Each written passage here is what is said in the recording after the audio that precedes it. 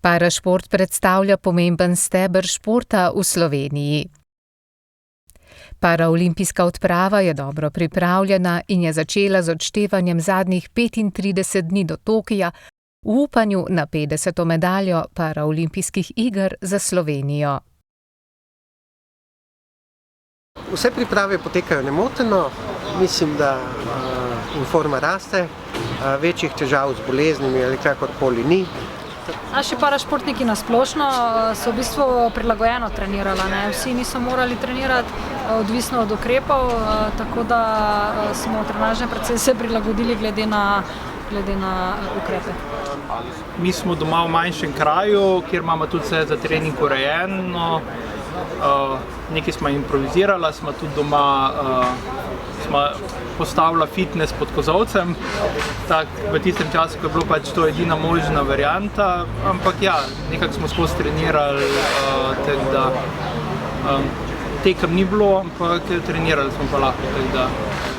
Ja, to je pač za tisti trenutek, ko je bila pač tista prepoved, je bilo treba hitro nekaj skupaj dati in ja, vse so že prej imel to, ampak je bilo tam od zadaj, pa smo pač to pod kozolc dali, tako da ja, je zapolnil tisto vrzel, zato ker tetra pa paraplejki, recimo, ker pač imamo samo roke in dosti manj mišic, prej izgubimo ta tonus in vse, kot pa recimo zdravi ljudje, ne. Zato je zelo pomembno, da če druga ne, sem da filaš mišice, no, tako bom rekel, da jih ohranjaš v tisti neki formi, pa ko pride pa fitness, da ne začneš spet od začetka.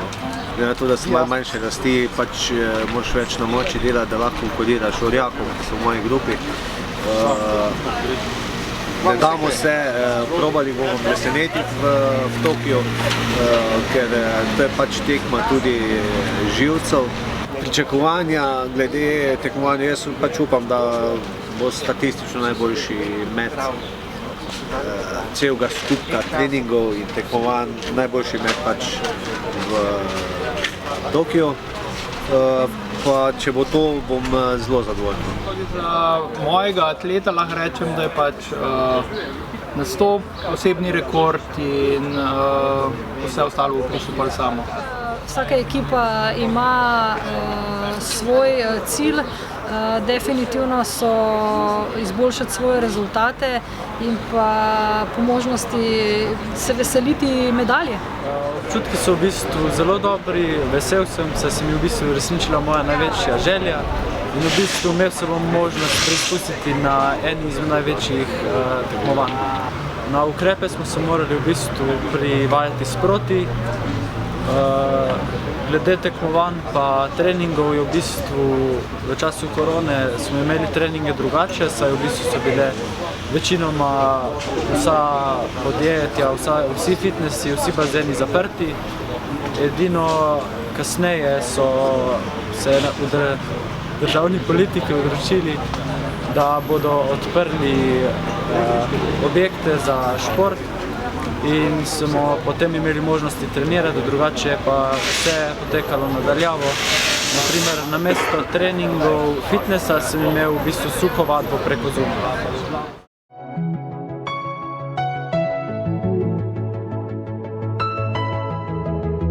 Sama sem sodelovala na 3 paraolimpijskih igrah v Atenah, Pekingu in Londonu. Tako da ja, 3 povsem različne izkušnje, ampak moram reči, da najbrž nič v primerjavi s tem, kar športnike zdaj čaka v Tokiju. Mislim, da nekateri športniki upravičeno pričakujejo kar precej, morda tudi medaljo. Imamo pa tudi nekaj mlajših oziroma udeležencev zdaj prvič, tako da te pa predvsem najbrž grejo nabirati izkušnje. So we are trying to make a bubble and try to make sure that all the safety measures and then everything is okay. Unfortunately, the situation in Japan is not so great. The number of the COVID patients much lower than the other countries. However, vaccine ratio in Japan is very, very low, unfortunately. And that's why the nations are a little bit conservative and then a little bit afraid of this. But our government made a decision to do it. And then as a Toyota, we always cheer up our athletes and try to support as much as possible to provide the best, opportunity for them because they waited for 1 year.